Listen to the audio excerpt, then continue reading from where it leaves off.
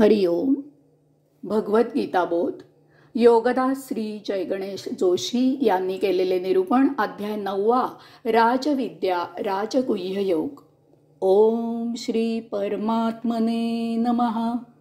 अथ 9मोऽध्यायः. जय योगेश्वर. परमात्म्याला नमस्कार. अध्याय 9. श्लोक क्रमांक 33. किं पुनर्ब्राह्मणः पुण्या भक्ता राजर्षयस्तथा अनित्यं सुखं लोकम् इमं प्राप्य भजस्व माम्. ज्ञानी, विद्वान, पुण्यशील लोक, भक्त, राजर्षी इत्यादी परमपदाला प्राप्त होतात हे काही निराळे सांगायला नको. अशाश्वत सुखहीन असा लोक प्राप्त झाल्यामुळे माझे भजन कर. किम पुनर्ब्राह्मणा पुण्या भक्ता राजर्षयस्तथा. मागील श्लोक क्रमांक 32 प्रमाणे येथेही भगवंत श्रींनी वापरलेले शब्द समजून घ्यायचे आहेत. या शब्दांचे सध्याचे प्रचलित अर्थ येथे घ्यायचे नाहीत.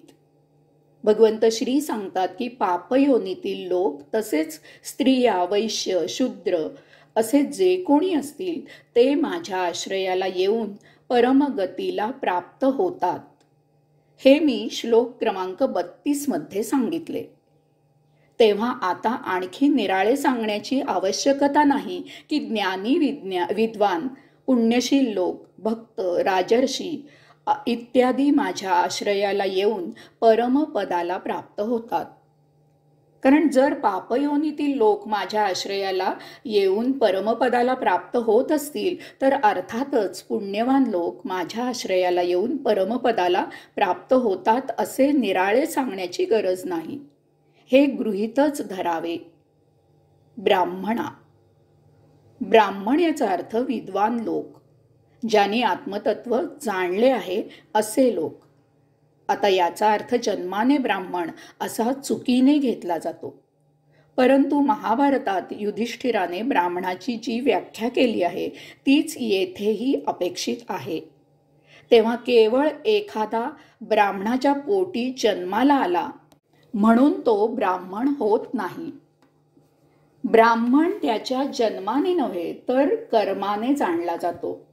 भगवंत श्री येथे सांगतात की असा विद्वान आत्मज्ञानी हा अर्थातच माझ्या आश्रयाला येऊन परमपदाला प्राप्त होतो. पुण्यवान लोक, गतजन्मीचे सुकृत असलेले लोक, पुण्ययोनीत जन्माला आलेले लोक, या जन्मी सत्वशील असलेले लोक, योग साध्य झालेले लोक, परमात्म्याचा साक्षात्कार झालेले लोक इत्यादी माझ्या आश्रयाला येऊन परमपदाला प्राप्त होतात. भक्ता, माझे भक्त, माझे उपासक, माझे पूजन करणारे इत्यादी लोक माझ्या आश्रयाला येऊन परमपदाला प्राप्त होतात. राजर्षी, ऋषीपदाला प्राप्त झालेले राजे लोक माझ्या आश्रयाला येऊन परमपदाला प्राप्त होतात. अनित्यं सुखम लोकम इमं प्राप्य भजस्व माम. भगवंत श्री सांगतात की अशाश्वत सुखहीन असा लोक प्राप्त झाल्यामुळे माझे भजन कर. हा इहलोक अशाश्वत आहे. येथे कशाचाही जरा सुद्धा भरोसा नाही. प्राणीमात्राचा जन्म आणि मृत्यू त्याच्या मर्जीने होत नाही. इथे कोणतीही गोष्ट स्थिर नाही.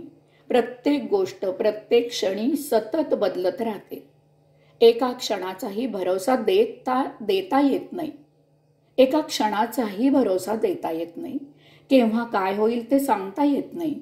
सर्व काही सत्ता त्या भगवंत श्रींची आहे.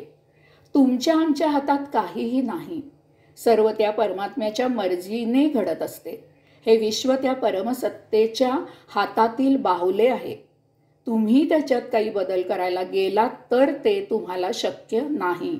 तसा प्रयत्न करणारा दुःखाच्या खाईत फेकला जातो.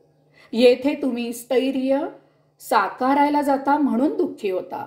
येथे काहीही स्थिर नाही हे ओळखून जे घडत आहे त्यासह आपणही बदलत जाणे क्रमप्राप्त असते. जो असे करत नाही तो दुःखी होतो. भगवंत श्री सांगतात की अशाश्वत सुखहीन असा लोक प्राप्त झाल्यामुळे माझे भजन कर. असुखम, सुखहीन, सुखरहित हा शब्द मोठा मोलाचा आहे. भगवंत श्री दुःखाबद्दल काहीही बोलत नाहीत. येथे सौख्य असे काहीही नाही. सुख हा केवळ दुःखाचा अभाव आहे. येथे दुःख हे आपण निर्माण केलेले आहे. या मानवनिर्मित दुःखामुळे माणूस मुळातच नसलेल्या सुखाला कवटाळायला जातो. अशा प्रकारे अनैसर्गिक दुःख निर्माण करून या छायेची प्रतिछाया म्हणजे सौख्य शोधायचा आटोकाट प्रयत्न करत असतो. त्यामुळे मुळातच नसलेले सुख किंवा दुःख या फेऱ्यात तो अडकतो. यामुळे मानव जीवनाच्या निर्भेळ आणि निर्लेप आनंदाला मुकतो. सुखाचा आभास निर्माण होत असतो. ते सुख उपभोगायला गेले की लक्षात येते की याच्या आत केवळ दुःखच भरलेले आहे. दुःखाच्या वर सुखाचा मुलामा पातळ आवरण असते. ते केव्हाच नष्ट होते. सतत क्षणभंगूर अशा जीवनाचा सामना करावा लागतो. भगवंत श्री सांगतात की अशाश्वत सुखहीन असा लोक प्राप्त झाल्यामुळे माझे भजन कर. आता अशा परिस्थितीत एकच एक गोष्ट मानवाच्या हातात आहे आणि ती म्हणजे त्या श्रीहरीचे, भगवंत श्रींचे, परमात्म्याचे भजन पूजन करणे. त्याची अबाधित सत्ता ओळखून त्याला अनन्य भावाने शरण जाणे. जे आहे ते स्वीकारून जीवनाचा केवळ आनंद घेणे. या परिते तो अन्य काहीही करू शकत नाही. अन्य काही करणे म्हणजे सुखदुःखाला आमंत्रण देऊन सतत ताणतणावाखाली आयुष्य व्यतीत करणे आहे. तेव्हा आपण सेवक आणि भगवंत श्री चाकर अशी भावना ठेवून त्या श्री हरीची अनन्य भावे प्रार्थना करावी. हरिओम.